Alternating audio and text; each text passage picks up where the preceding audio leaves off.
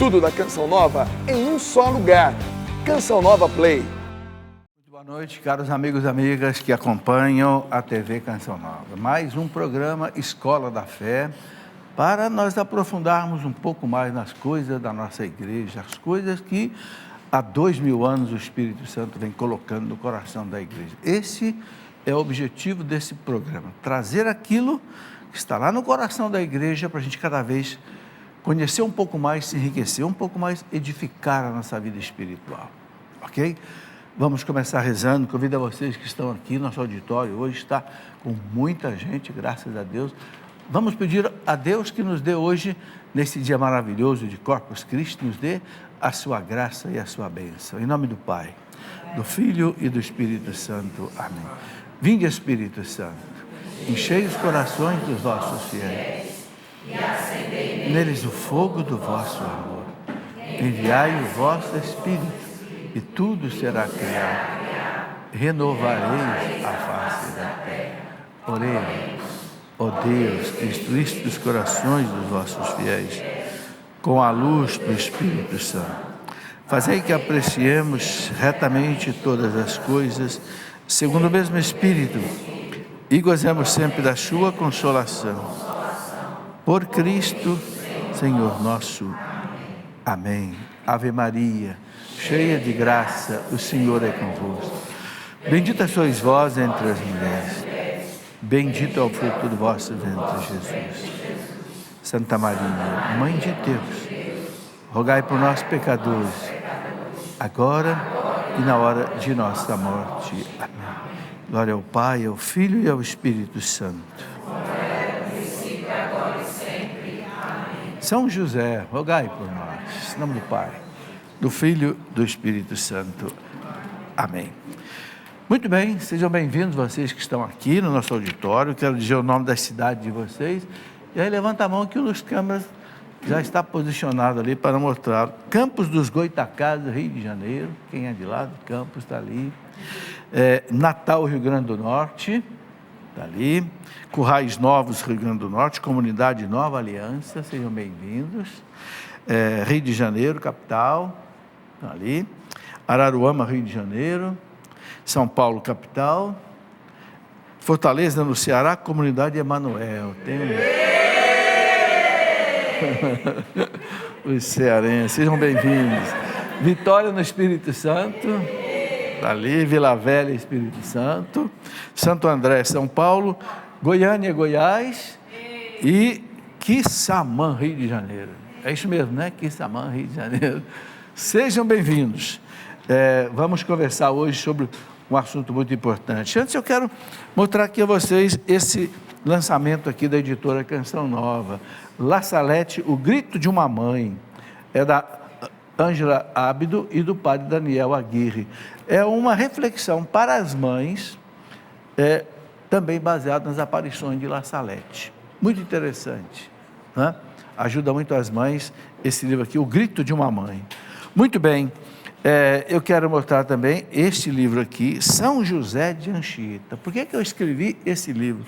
Porque este homem, este santo, não sei se vocês sabem, é o copadroeiro do Brasil. Quem é padroeiro do Brasil? Nossa Senhora Aparecida. Este santo aqui é o copadroeiro. Foram os bispos do Brasil, na CNBB, que decidiram isso. E é um santo cuja vida é desconhecida para muito brasileiro. E uma coisa maravilhosa, esse homem chegou no Brasil com 19 anos de idade, era seminarista, só tinha aqui o padre Manuel de Nóbrega, foi um dos primeiros jesuítas que chegou. Ele veio como seminarista e ele evangelizou os índios no Brasil, que pela primeira vez, quase foi morto várias vezes pelos índios antropófagos, que matavam gente para comer. Fundou a cidade de São Paulo.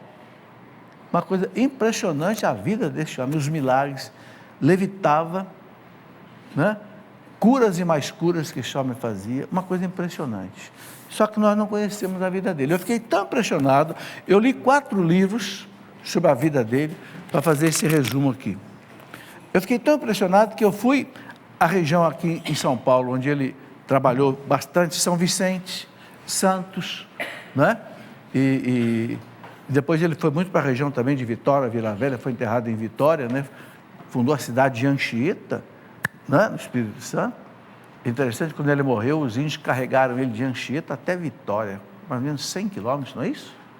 E ali ele foi sepultado. Os índios o amavam, né? E por isso ele é chamado, né, o apóstolo do Brasil. Vale a pena a gente conhecer a história desse homem. Então eu fui a Iperoig, Santo São Vicente, Ubatuba, onde ele escreveu 5.800 versos da Nossa Senhora na areia, porque ele estava preso pelos índios tamoios, não tinha papel, escreveu na areia. Depois ele voltou para São Vicente e ele tinha memorizado tudo e colocou no papel. É um livro inteiro. 5.800 versos que ele fez a Nossa Senhora. Uma coisa espetacular, que não existe nada parecido na história da igreja. E é um santo nosso, que a gente precisa conhecer. Muito bem, o que é que nós vamos conversar hoje? Hoje nós já tivemos muita coisa sobre o Corpus Christi, né? Tivemos uma procissão, tivemos missa, eu fiz uma pregação às 2h da tarde. Então, hoje não vou falar de Corpus Christi aqui. Hoje eu acho que vocês já estão assim alimentados desse tema.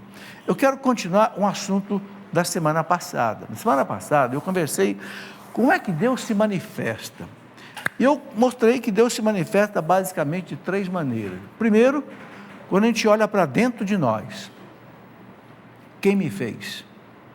Quem me deu a inteligência, a liberdade, a vontade, a memória, a consciência, que os animais não têm e eu tenho? É uma revelação de Deus. Por que eu tenho tudo isso? Porque eu fui criado à imagem e semelhança de Deus. Papa João Paulo II dizia assim: Deus não pôde fazer nós melhores. Por quê? Porque nos fez a imagem dele. Qual é a outra imagem melhor que Deus poderia usar para nos fazer, a não ser olhando para ele? O Papa diz: Deus não usou um modelo de fora para fazer nós. Não, Deus entrou dentro dele, olhou para ele e fez nós. Olha que bonito, é como se Deus tivesse olhado no espelho: vou fazer o homem assim, parecido comigo, e a mulher. Quer dizer, nós somos belos. Então, quando a gente olha para dentro de nós, a gente sente Deus, Deus se revela. Quando você olha para fora de você, Deus se revela. Não sei se vocês viram o pôr do sol hoje, coisa maravilhosa. O céu estava alaranjado, né? Todo dia, nasce aqui, se põe ali, a beleza de uma flor, a beleza de um pássaro, a beleza das mulheres. É Deus, tudo é obra de Deus. A gente vê Deus. Então, olhando para fora de nós, Deus se revela. E eu tenho pena de quem não entende isso, porque Santo Agostinho dizia: no céu nós vamos passar a eternidade louvando a Deus. Então aprenda a louvar aqui. E o que é louvar a Deus? É você se encantar com as belezas de Deus e dizer: louvado seja, bendito seja, obrigado. Por uma banana que você já vem embrulhada, você só tira, né? Quem fez isso? Não foi uma fábrica, não foi ninguém, a natureza. A gente tem que se encantar com isso. O céu vai ser um encanto. O céu vai ser cada vez mais conhecer a Deus. Jesus fala lá no Evangelho, João 17,3, ó Pai, a vida eterna consiste em conhecer a Ti e a Jesus Cristo que enviastes. Ora, conhecer Deus é conhecer o belo, é conhecer o maravilhoso, é um êxtase eterno, porque Deus é infinito, mas tem que começar a aprender a fazer isso aqui na terra. Nós não podemos ficar embrutecidos. O milagre não pode virar uma coisa trivial, uma coisa corriqueira. Tudo é milagre. A galinha deita em cima de um ovo, o ovo vira uma vida. Que milagre extraordinário. O pão se transforma no corpo de Cristo. O maior de todos os milagres é esse. São Tomás de Aquino diz: não tem milagre maior do que a Eucaristia. Claro, o próprio Deus não é um ovo que vira um pintinho, não é um homem que é gerado no seio de uma mãe, é o Filho de Deus que se faz presente. É o milagre dos milagres. Então Deus se revela quando você olha para dentro de você, Deus se revela quando você olha para fora de você, e tem uma terceira maneira que Deus se revela: por Jesus Cristo. pelos profetas. Uma revelação assim que vem do céu, desce, né, do alto. É isso que eu quero conversar hoje. Então existe no Concílio Vaticano II um documento chamado Dei Verbum, que é exatamente isso, como é que Deus se revela pela Bíblia, pela tradição e pelo magistério da igreja. Quando eu comecei a Escola da Fé, mais de 20 anos atrás, eu escrevi 3 livros: a Sagrada Tradição, a Sagrada Escritura e o Sagrado Magistério. Como é que Deus se revela? Deus se revela através da Bíblia, da tradição, que é interpretada pelo magistério. Aqui está a revelação de Deus. Então, esse documento do Concílio Vaticano II, Dei Verbum, que quer dizer o verbo de Deus, né? O Vaticano explica como é que Deus se revela para nós, né? É isso que eu quero conversar hoje, então, um pouco com vocês, né? Gabriela vai soltar ali os slides para nós. Esses slides já estão publicados no Facebook aqui do nosso programa, né? Vou até dizer aqui, quem quiser depois olhar todos esses slides com calma, é só você entrar aí, facebook.com/Escola da Fé. Já está publicado aí. Cada aula minha eu preparo os slides, a Gabriela faz a ilustração e a gente coloca para vocês. Isso é bom, sabe por quê? Você que é catequista, você que dá uma aula, repita essa aula, vai na sua paróquia, e pode ter certeza que é aquilo que a igreja nos ensina. Não tem erro. A Dei Verbum, sobre a revelação de Deus. É um documento, são 16 documentos do Concílio Vaticano II, né? 3 constituições dogmáticas, essa é uma delas. A Lumen Gentium sobre a igreja, a Gaudium, a Sacrosanto Concilium sobre a liturgia e a Dei Verbum. São 3 documentos dogmáticos do Concílio Vaticano II. Depois tem, além das constituições, né, tem os decretos, e tem os outros documentos, que são 16 documentos. Mas vamos ver hoje, então, a Dei Verbum. Bom, Cristo completa a revelação. Então, a revelação que eu tenho de Deus, olhando para dentro de mim, olhando para fora de mim, Cristo desceu do céu para revelar Deus. Ele fala para o apóstolo Filipe: Filipe, quem me vê o Pai. Né? O Filipe perguntou para ele: Senhor, mostra-nos o Pai. Oh, Filipe, quem me vê o Pai. Eu sou Deus, está certo? Havendo Deus antigamente falado muitas vezes, de muitas maneiras, aos pais, pelos profetas, a nós falou nestes últimos dias pelo Filho, a quem constituiu herdeiro de tudo, por quem também fez o mundo. Carta aos Hebreus, capítulo 1, versículo 1 e 2. Depois de Deus ter falado pelos profetas, pelos patriarcas, aí Deus falou pelo seu próprio Filho. Aí é o próprio Deus que vai falar. Aí encerrou a revelação. Por que a revelação se encerra com Jesus Cristo? Porque, claro, quando veio o Filho, o próprio Deus falou, acabou. Não tem ninguém pode falar mais nada. Por isso que a Bíblia termina no Evangelho de São João com a última revelação, né, inspirada pelo Espírito Santo. Vamos lá. Acontecem revelações privadas. Revelação, por exemplo, muitas revelações, hoje mesmo, nós estamos celebrando uma festa que é fruto de uma revelação privada. Revelação de Jesus, né? A Santa Juliana Cornilon, lá em Liège, na Bélgica, que Jesus pediu a ela a festa, né, de Corpus Christi, na quinta-feira após a 8ª de Pentecostes. É uma revelação privada. As revelações privadas não acrescentam nada na doutrina. Nada. O que as revelações privadas elas fazem? Elas trazem um reavivamento na fé. Entenderam? Não traz nada de novo de doutrina. Porque tudo se encerrou com o Evangelho de São João, e com o Apocalipse.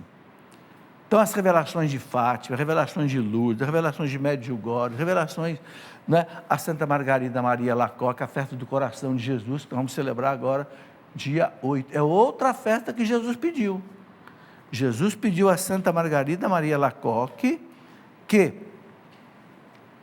na sexta-feira, depois da 8ª de Corpus Christi, fosse a festa do Sagrado Coração dele. Então, dia 8 de julho, Sagrado Coração de Jesus, e 9, festa do Imaculado Coração de Maria. Sabe, é uma quantidade enorme de festas depois da Páscoa. É a Páscoa, 40 dias da ascensão de Jesus ao céu, mais uma semana Pentecostes, depois da oitava de Pentecostes, Corpus Christi, depois da oitava de Corpus Christi, Coração de Jesus, e no sábado, Imaculado Coração de Maria. É bênção sobre bênção, graça sobre graça. Só não fica santo quem não quer, porque os céus estão com as comportas da graça abertas.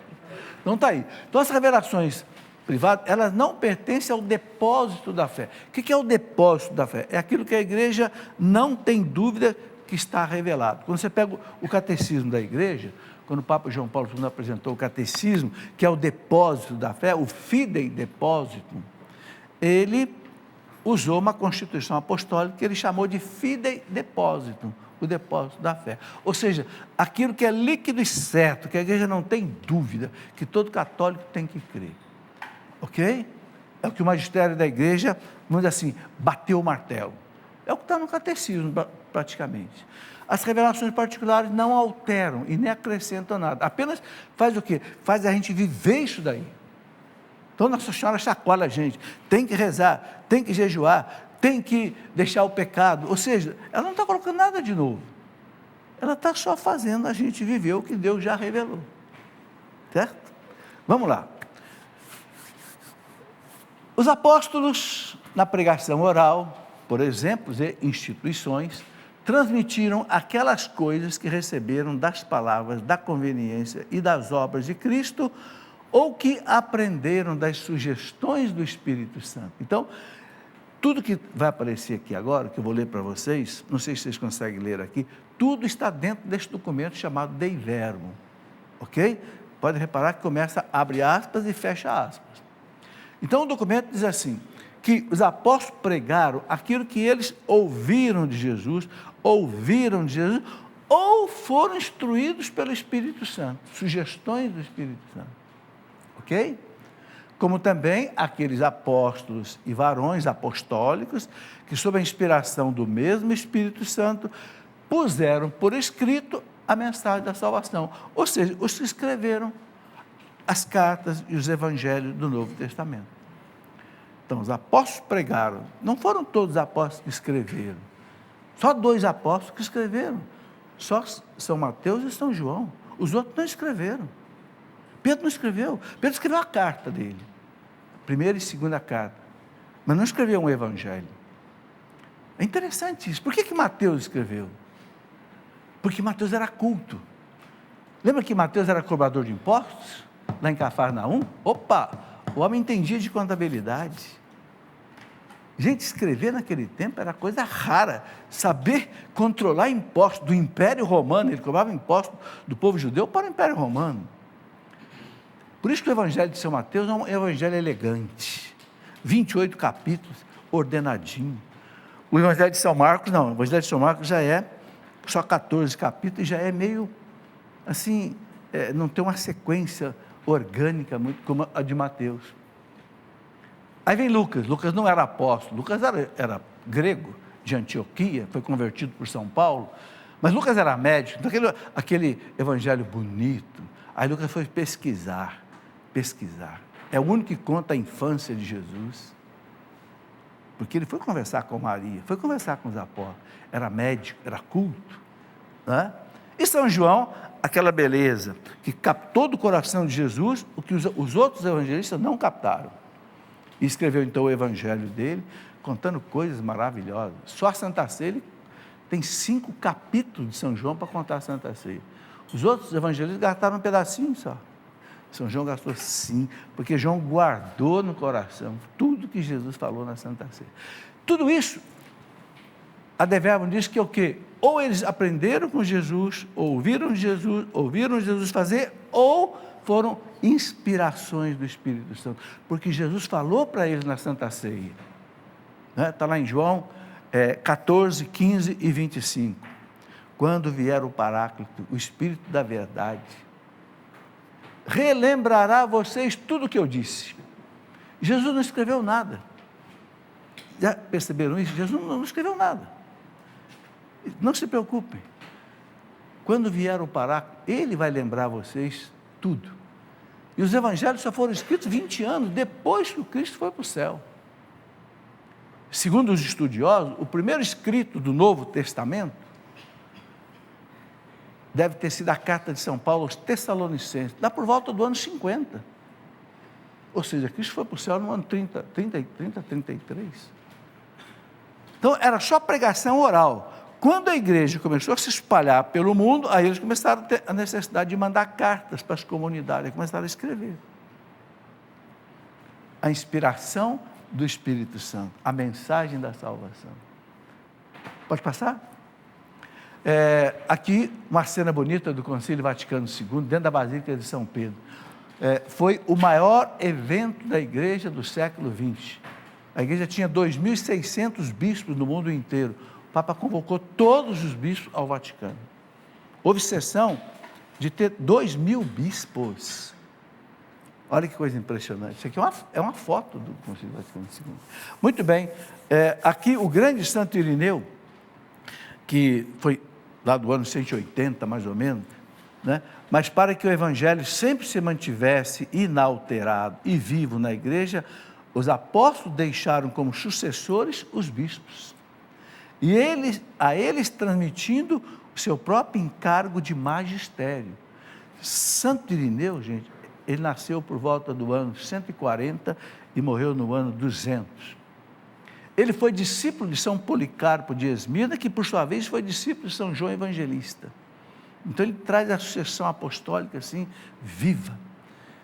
Ele fala que os apóstolos foram nomeando bispos, né, com o encargo de magistério, o encargo de ensinar. Ok? Vocês veem, por exemplo, por que São Paulo escreveu duas cartas, carta a Tito e carta a Timóteo? Por quê essas duas cartas? Porque foram dois bispos que ele sagrou. Timóteo ele colocou na cidade importantíssima de Éfeso, que era uma capital da província romana da Ásia Menor, onde o imperador Trajano tinha um templo ali, ele era adorado como um deus. Éfeso tinha 300.000 pessoas nessa época. Nossa Senhora foi morar ali depois com São João. E Paulo sagrou Timóteo e colocou como bispo ali. Pegou Tito e colocou na ilha de Creta. Ok? Por isso tem duas cartas a esses dois lá nas cartas de São Paulo.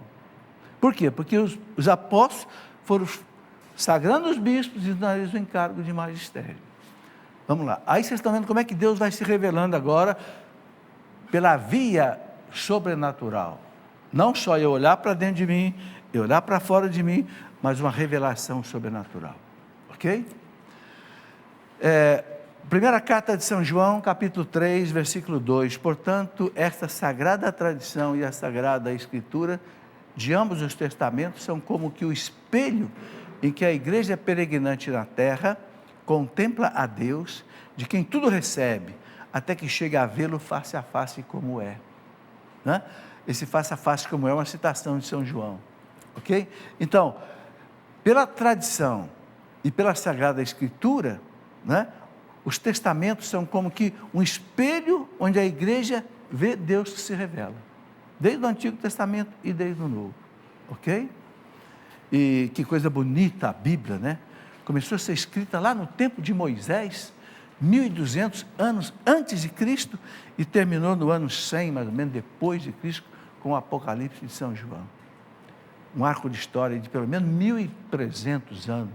A Bíblia foi sendo escrita por homens inspirados pelo Espírito Santo.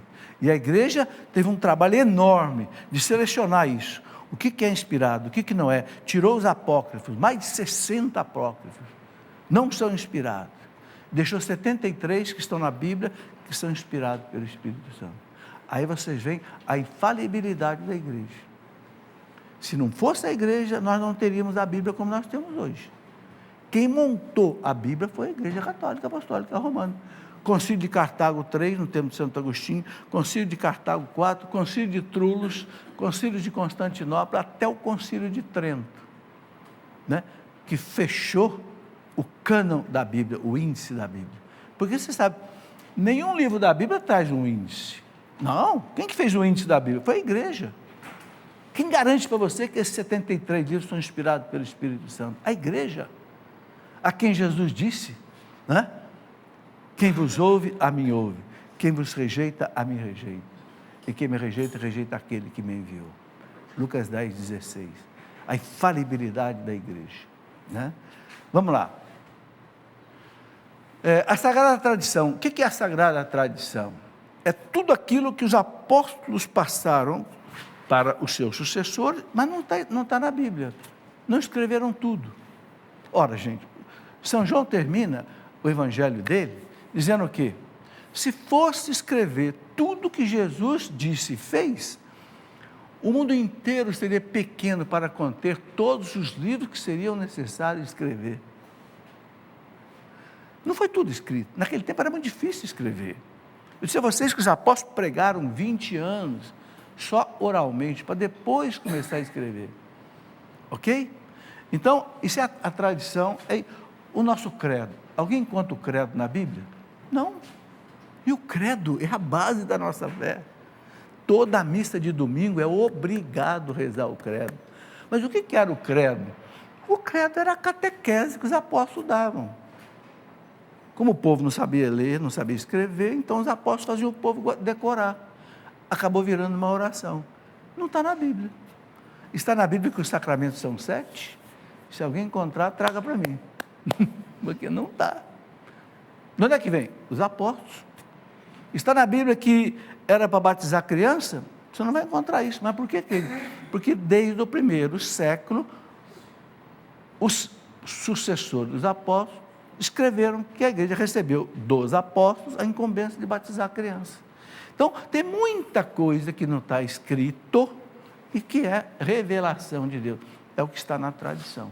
Então, a Dei Verbum, no número 8, diz assim: por isso os apóstolos, transmitindo aquilo que eles próprios receberam de quem? De Cristo. Exortavam os fiéis a manter as tradições que aprenderam, seja oralmente, seja por carta. É uma citação da segunda carta de São Paulo aos Tessalonicenses. Está lá dentro da Dei Verbum. Ok? Então, a tradição é aquilo que não ficou escrito, mas que a igreja recebeu dos apóstolos. É por isso chama tradição apostólica. Pode passar. Esta tradição, olha o que diz a Dei Verbum número 8. Dei Verbum, documento do Concílio Vaticano II. Esta tradição oriunda dos apóstolos, olha aí, não é uma tradição vazia, não. É uma tradição que vem dos apóstolos. Esta tradição oriunda dos apóstolos progride na igreja sob a assistência do Espírito Santo. Então, quando os papas falam, os santos falam, a tradição continua. O Espírito Santo continua ensinando a igreja. Ora, o que Jesus disse na Santa Ceia, os apóstolos? João 16, versículo 12 e 13. O que Jesus disse? Na Santa Ceia, o último encontro com os apóstolos. Eu ainda tenho muitas coisas para dizer para vocês, mas vocês não estão preparados para ouvir agora. Quando vier o Paráclito, o Espírito da verdade, ensinar-vos-á toda a verdade. Ensinar-vos-á, ou seja, no futuro, até hoje, toda a verdade. Essa é uma maravilha que nós temos de ser católicos. Saber que Jesus garantiu que toda a verdade seria revelada à igreja pelo Espírito Santo. Quem disser que a igreja errou o caminho, vai ter que acertar conta com Jesus, porque estaria chamando ele de mentiroso. Ora, ele não disse? O Espírito Santo tem ensinar-vos a toda a verdade? Como é que chega um Lutero lá no ano 1517 e diz assim: está tudo errado, não tem papa, não tem sacramento, não tem confissão, não tem missa? O que é isso? Depois de 1500 anos, você vai dizer que Jesus mentiu? Que a promessa dele não se cumpriu? Que isso? Opa! Eu não estou querendo aqui fazer guerra santa contra ninguém, mas a verdade é a verdade. A verdade tem que ser dita. A verdade vos libertará.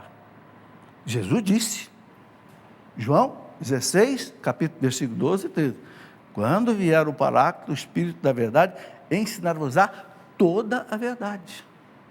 Por que o nosso credo tem 2000 anos e nunca mudou? Porque é verdade. Por que um Papa nunca cancelou o ensinamento de um Papa anterior? Porque os Papas não ensinam errado, porque são assistidos pelo Espírito Santo. Por que nós já tivemos 21 concílios ecumênicos e nunca um concílio ecumênico cancelou o ensinamento de um concílio anterior? Por quê? Porque são assistidos pelo Espírito Santo. E o Espírito Santo não se contradiz. Ele não ensina uma coisa no século I e outra no século X, não. Ele ensina sempre a mesma coisa. Os nossos sacramentos têm 2000 anos, a nossa missa tem 2000 anos, a nossa confissão tem 2000 anos, a nossa igreja tem 2000 anos, o nosso credo tem 2000 anos, e nunca foi alterado, e não será alterado até Jesus voltar. Por quê? Porque é a verdade que o Espírito Santo garante para a igreja. Essa é a nossa fé católica, vocês estão entendendo? Essa é a nossa certeza, né? Como diz o caipira, eu sei onde é que eu amarrei meu burro. Né? Ele está bem preso ali, ok? Bom, vamos fazer o nosso intervalo, está na hora, daqui a pouquinho a gente volta, você vai ver que o intervalo nosso é muito rápido. Espera aí. Muito bem, já de volta com a nossa Escola da Fé. Você viu aí a rapidez do nosso intervalo. O povo aqui mal pôde dar uma levantadinha e sentar de novo. Mas por quê? Porque não tem propaganda, porque não tem comercial. Você não conhece uma outra televisão assim. Né? Não sei, uma televisão estatal, mantida pelo governo, aí não precisa ter propaganda mesmo. Mas aqui não, aqui quem paga essa conta é você, com a sua contribuição. Olha, vocês estão vendo aqui 3 câmeras trabalhando aqui, mais a Gabriele ali, mais a Dircelene lá na ilha, e são 15 pessoas mais ou menos trabalhando para que um programa desse chegue até a sua televisão. Ok? Isso custa. Além do preço da Embratel, o satélite, que é caríssimo. Ok?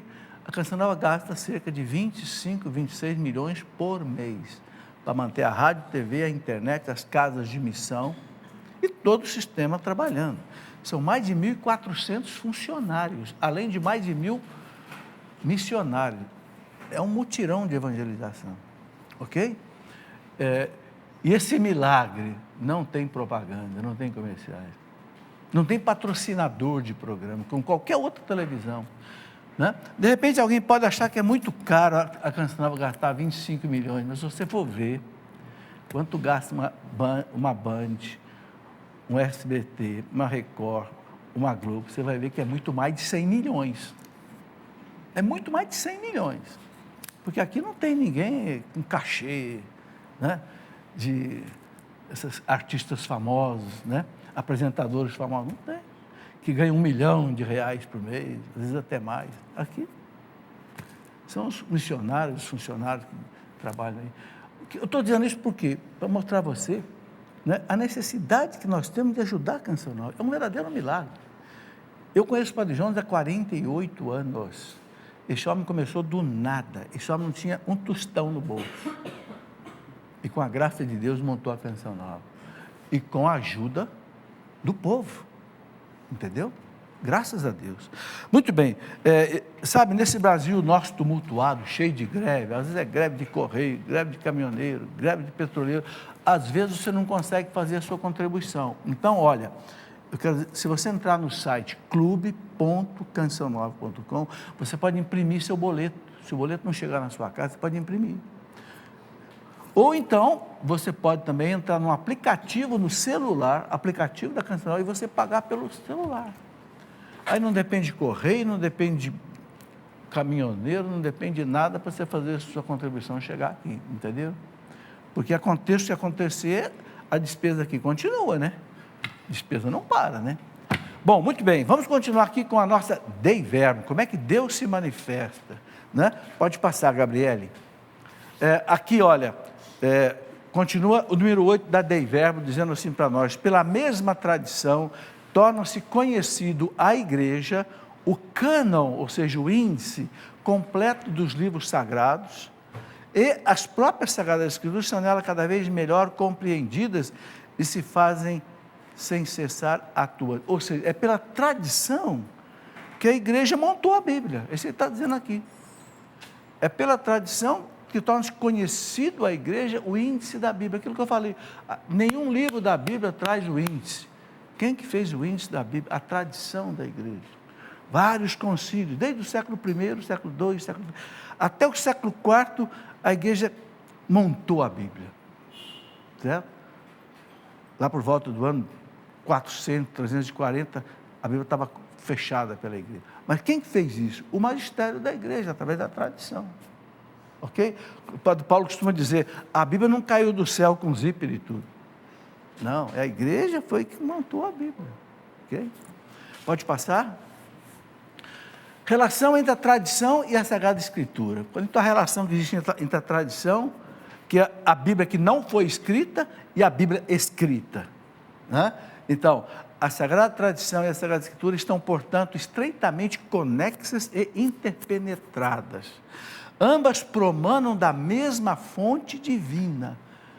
A tradição e a Bíblia vêm do mesmo Deus, formam, de certo modo, um só todo e tendem para o mesmo fim. É o número 9 da Dei Verbum. Então, a Bíblia e a tradição são inspiradas pelo mesmo Deus e formam um conjunto com a mesma finalidade. Isso aqui é muito importante, olha, prestem atenção nisso aqui. Resulta assim que não é através da Escritura apenas que a igreja consegue a sua certeza a respeito de tudo que foi revelado. Não, não é só pela Bíblia escrita que a igreja sabe tudo que foi revelado. Não, tudo que está na Bíblia foi revelado, mas tem mais coisa que está na tradição. Aí ele fala, por isso, ambas, tradição e escritura, devem ser recebidas e veneradas com igual sentimento de piedade e reverência. Né? Então, por exemplo, de vez em quando, né, uma pessoa que não é católica chega para você e fala assim, mas não está na Bíblia. E daí? Não está tudo na Bíblia. Não está na Bíblia que Nossa Senhora foi para o céu. Não está na Bíblia. Porque quando o último livro da Bíblia foi escrito, de repente Nossa Senhora estava viva ainda. Vem da onde? Vem da tradição. Os apóstolos testemunharam a morte e a ressurreição dela. A tradição. Não está na Bíblia o credo, não está na Bíblia que os sacramentos são 7. Vem da onde? Vem da tradição. E tem muitas coisas, ok? Que a nossa fé tem e que não é só na Bíblia. Eu gosto de lembrar isso. São João falou, se fosse escrever tudo que Jesus fez e disse, o mundo inteiro seria pequeno para conter todos os livros. Quer dizer, ficou muita coisa que Jesus não falou para os apóstolos na Santa Ceia? Eu ainda tenho muitas coisas para ensinar para vocês, mas vocês não estão preparados para ouvir agora. Quando vier o Paráclito, o professor, ele vai ensinar para vocês. E Jesus não podia ensinar para eles cristologia, mariologia, pneumatologia, escatologia, liturgia. Aqueles 12 homens, a maioria deles muito simples, deixou que o Espírito Santo fizesse esse papel. E fez. Né? Chegou até nós. Então, muito importante, né? Não é através da Escritura apenas que a igreja consegue a sua certeza a respeito de tudo que foi revelado. Não é só pela Bíblia, é pela tradição. O magistério olha a tradição e a Bíblia e interpreta. O Papa e os bispos interpretam as duas fontes de revelação divina, Bíblia e tradição. Vamos lá. Relação da tradição e da Bíblia com a igreja e o magistério. Pode passar, vamos ver essa relação. A Sagrada Tradição e a Sagrada Escritura constituem um só depósito da palavra de Deus confiado à igreja. Olha o que diz a Dei Verbum, a Sagrada Tradição. Eu acho interessante ele chamar de a tradição de sagrada. Assim como a Escritura de sagrada, Sagrada Escritura, ele chama de Sagrada Tradição. Constitui um só depósito da palavra de Deus, ou seja, a palavra de Deus é a Bíblia e a tradição, ok?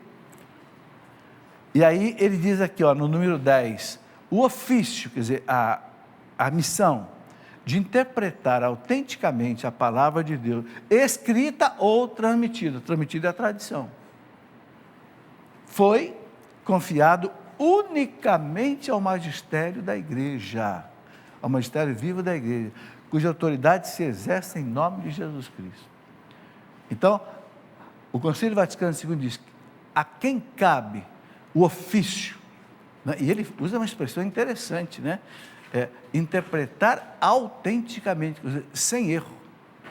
Quem é que interpreta a Bíblia e a tradição sem erro? É o magistério, Papa e os bispos. Então os teólogos estudam, os exegetas estudam, os paleontólogos estudam, os arqueólogos estudam, os doutores em línguas antigas estudam, o hebraico, o grego, o latim e tal, e traz para quem? Traz para o magistério. Não é o teólogo que dá a última palavra. É o bispo e o papa. Os bispos com o papa. Eles é que dão. Por quê? Porque eles têm o carisma da interpretação sem erro. O Catecismo da Igreja, no parágrafo 899, ele diz: Cristo confiou à Igreja participar da sua infalibilidade. O que é essa infalibilidade? É não errar em termos de doutrina. A Igreja pode errar se ela falar de física, química, matemática, ela pode errar. Astronomia, pode errar. Mas quando ela fala daquilo que é essencial para a nossa salvação, ou seja, a doutrina, a fé e a moral, ela não erra. E a história mostra que ela não erra. Eu falei para vocês, o nosso credo tem 2000 anos, e nunca ninguém mudou, e ninguém vai mudar, porque é verdade. Sabe, gente, eu fui professor de física na universidade durante 40 anos. Eu ensinava muito lá para os alunos, por exemplo, o teorema de Arquimedes, o princípio de Arquimedes. Por que um balão sobe? Por que você enfia uma bola dentro d'água e ela vem para cima com tudo, né? Porque o seu Arquimedes, um grego, 200 anos antes de Cristo, descobriu que quando um corpo entra dentro de um fluido, ele recebe uma força de baixo para cima, igual ao peso do fluido que foi deslocado. Por isso, a bola sobe, o balão sobe. Há quanto tempo isso foi descoberto? 2.200 anos. Isto continua sendo ensinado em todas as universidades do mundo até hoje. Por quê? Porque é verdade. Estão entendendo? Vocês devem ter estudado o teorema de Pitágoras, não é? O teorema de Pitágoras. Aquele triângulo retângulo assim. O quadrado da hipotenusa é igual à soma dos quadrados dos catetos. Lembra disso? A2 igual a B2 mais C2. Lembra, né? Ela vai me dar um giz aqui para eu fazer o... Quem é que descobriu isso? Um cidadão chamado Pitágoras, que viveu quando? 400 anos antes de Cristo. E todas as escolas do mundo continuam ensinando isso. Que quando você tem um triângulo retângulo, aqui você tem um ângulo reto, né? A2 igual a B2 mais C2. Teorema de Pitágoras. Faz 2.400 anos que esse homem descobriu isso e todos os colégios do mundo ensinam isso. Por quê? Porque é verdade. A verdade não envelhece. Estão entendendo? Por isso que nosso credo tem 2.000 anos e não muda. O nosso sacramento tem 2.000 anos e não muda. Nosso evangelho tem 2.000 anos e não muda. Porque é a verdade. Sabe? A igreja não corre atrás de novidade, não. Porque quem tem a verdade não precisa de novidade. A ciência corre atrás de novidade, porque a ciência nunca ela é exata. A ciência sempre está evoluindo, mas a fé não. A fé é exata. A fé não evolui. Qual é a diferença entre a fé e a ciência? A ciência procura a verdade. A fé traz a verdade do céu. Essa é a diferença. Entenderam? O cientista vai para o laboratório, para a pesquisa, ele procura a verdade. Mas ele está sempre aperfeiçoando, porque ele não chega na verdade completa. A fé não. A fé traz a verdade pronta e completa. Entenderam? A diferença entre as duas coisas. E as duas são de Deus. Pode passar. Nelas há algumas passagens. Isso aqui é a segunda carta de São Pedro, capítulo 3, versículo 16. São Pedro dizendo que nas cartas de São Paulo tem algumas coisas difíceis de interpretar e que é perigoso a gente interpretar errado. Ele fala assim, olha, nelas o quê? Algumas cartas de São Paulo. Algumas passagens difíceis de entender. cujo sentido os espíritos ignorantes ou pouco fortalecidos deturpam para sua própria ruína, como fazem também com as demais escrituras. Gente, o que São Pedro está dizendo aqui? Segunda carta de São Pedro, capítulo 3, versículo 16, cuidado. Se você não entender a Escritura e você se mete a você interpretando, sem ouvir a igreja, e se você interpreta errado, São Pedro diz, cuidado, você pode estar encontrando a sua própria perdição, você pode estar encontrando um caminho errado. Vou ler de novo, carta de São Pedro, nelas, nas cartas de São Paulo. O que eu gosto de destacar é o seguinte, ora, Pedro conhecia Paulo, conversava com Paulo, falava a mesma língua de Paulo, o hebraico, e Pedro achava difícil algumas coisas da carta de São Paulo. Agora, se imagina nós, que não sabemos o hebraico, que não conhecemos Paulo, Pedro que conheceu, nelas algumas passagens difíceis de entender, cujo sentido os espíritos ignorantes, quer dizer, que se mete a quem interpretar, sem saber teologia, sem saber exegese, sem saber hermenêutica, cujos espíritos ignorantes, ou pouco fortalecidos, deturpam para a sua própria ruína, como fazem também com as demais escrituras. Claro, gente, todos nós temos que ler a Bíblia, todos nós, mas a hora que surge uma dúvida, opa, não sou eu que vou dizer onde é que está a verdade, eu vou ver o que a igreja fala. Por que eu não descolo do catecismo da igreja? Por que eu não descolo das encíclicas dos papas? Porque eu também tenho 1000 dúvidas.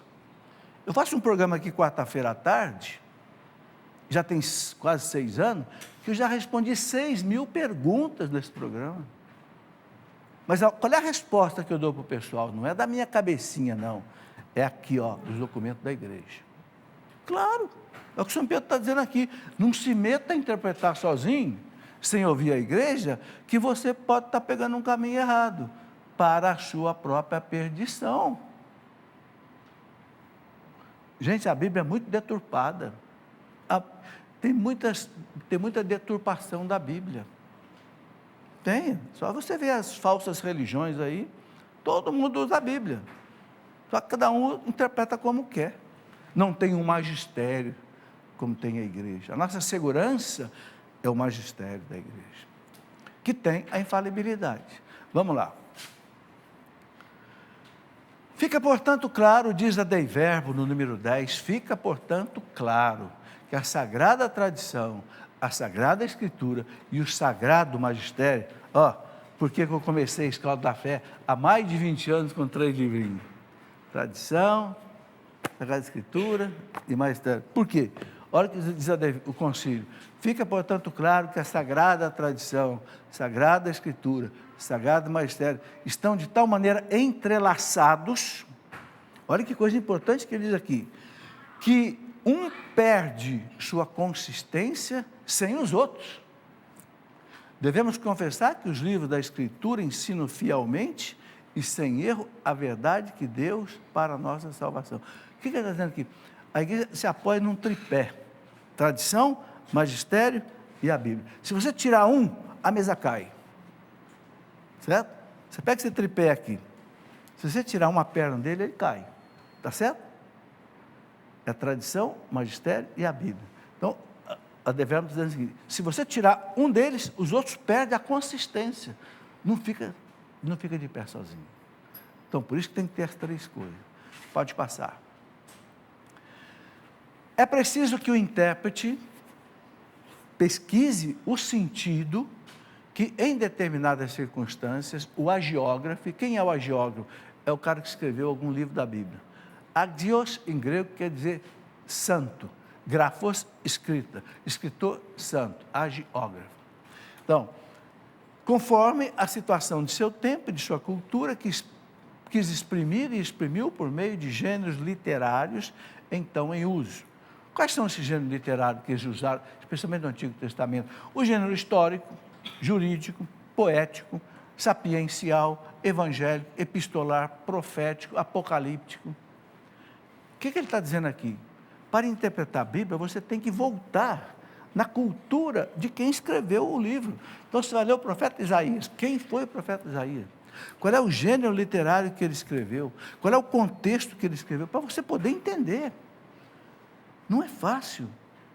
Não é fácil, especialmente o Antigo Testamento, é difícil. Não é porque, imagina você ler um negócio que foi escrito lá no Oriente, uma cultura completamente diferente da nossa, há mais de 1000 anos atrás, ou mais de 2000 anos atrás. Então, o que o exegeta faz? O exegeta é o especialista de Bíblia, que ele vai estudar a história antiga, a geografia antiga, o contexto social, político e econômico antigo, vai estudar a língua antiga, vai fazer uso da paleontologia e da arqueologia, que estuda os fósseis e que estuda os restos humanos que são encontrados, para ele poder entender o que o Isaías quis dizer, o que o Jeremias quis dizer. Entenderam? Hoje, por exemplo, nós também queremos dizer, o livro de Isaías foi escrito por 3 pessoas diferentes, não foi um só. Um escreveu antes do exílio da Babilônia, o outro escreveu durante o exílio da Babilônia, e o outro escreveu depois da volta do exílio da Babilônia. Então tem Isaías 1, Isaías 2 e Isaías 3, que formou o livro de Isaías, com 66 capítulos. É complicado, mas a igreja tem batalhões de gente estudando, para que se encontre a verdade. Aí o magistério da igreja interpreta tudo isso. É muito bonito. Vamos lá. Para bem captar os sentidos dos textos sagrados, deve-se atender com não menor diligência ao conteúdo e à unidade de toda a Escritura. Esse entendimento da Escritura, olhando a unidade de toda ela, é muito importante. Por quê? Porque toda a Escritura é a história da salvação. Ela é um todo, que não pode você olhar só um pontinho, você tem que olhar tudo para entender uma verdade. É o que o magistério da igreja faz. Bom, a minha produtora já está levando a plaquinha ali que meu tempo terminou. Está certo, quase 10 horas, programa de 1 hora. Tem muito mais coisa, mas eu vou sugerir a vocês, algumas Bíblias trazem no começo dela esse documento, e não é grande, são 25 parágrafos só. Vale a pena pegar a Dei Verbum e você estudar esse documento. É pequeno, é 3, 4 páginas. Você pode baixar pela internet, você entrar no site do Vaticano, Vatican com N, né, porque é em inglês, Vatican, em .va, entra lá, Dei Verbum, vai aparecer o texto inteirinho, você pode copiar. E você vai entender como é que então Deus se revela. A revelação sobrenatural, além daquilo que você tem, olhando para dentro de você e olhando para fora de você. Entenderam? Beleza. Então, eu vou pedir agora aos sacerdotes que nos acompanhem das suas casas, que nos dê a bênção. Você sabe que a bênção pode ser dada à distância, né? Então, põe o seu pedido agora diante de Deus. E o sacerdote, o diácono, eu sei que tem muito padre que me acompanha, porque eles falam para mim, olha, professor, quando o senhor pede a bênção lá, eu dou a bênção lá da minha casa. Pode ter certeza. Tem muito padre que vai dar uma bênção agora. Então, ponha seu pedido aí diante de Deus. Porque é um sacramental. O sacramental depende da nossa fé. Ok? Eu especialmente quero pedir ao Senhor, nesse dia de Corpus Christi, né? Que aumente a nossa fé e devoção à Sagrada Eucaristia.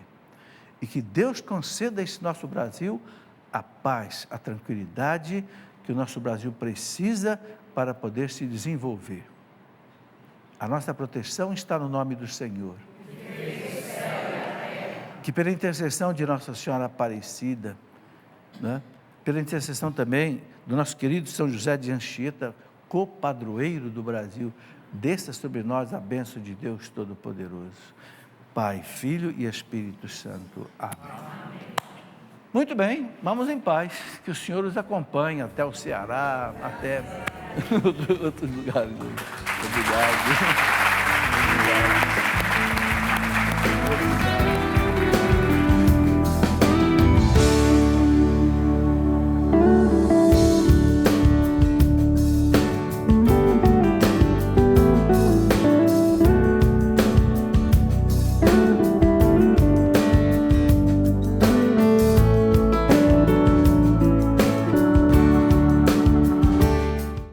tudo da Canção Nova em um só lugar.